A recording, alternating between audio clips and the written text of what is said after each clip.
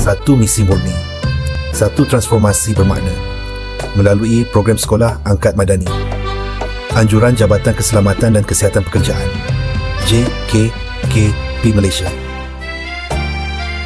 Sharaf Ali Carpets berbangga dapat merealisasikan ruang ibadah impian buat generasi masa depan.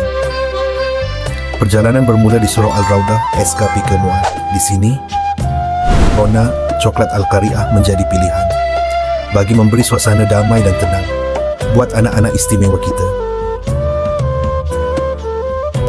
Beralih ke Surau Sekolah Kebangsaan Parit Keroma. Warna Sofwan Red memberikan nafas baharu yang lebih segar dan bertenaga.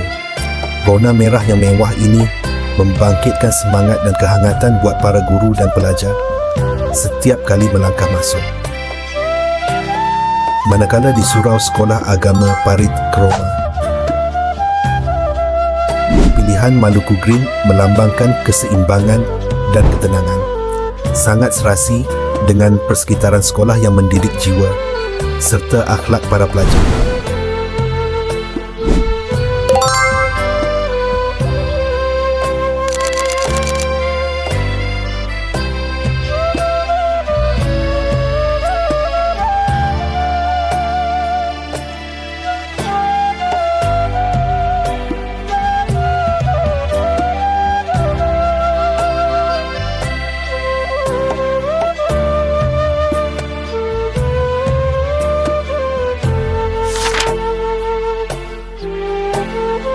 Kami tidak sekadar memasang karpet. Pasukan kami memastikan setiap saf tersusun rapi dan setiap inci ditarik tegang sempurna.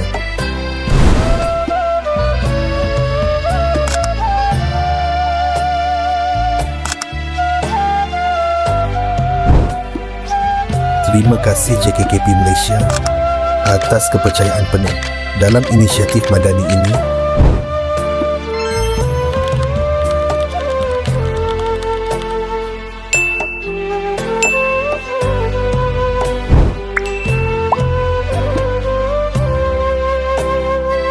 TH Sharaf Ali Carpet menyediakan pembekalan dan pemasangan karpet seluruh Malaysia.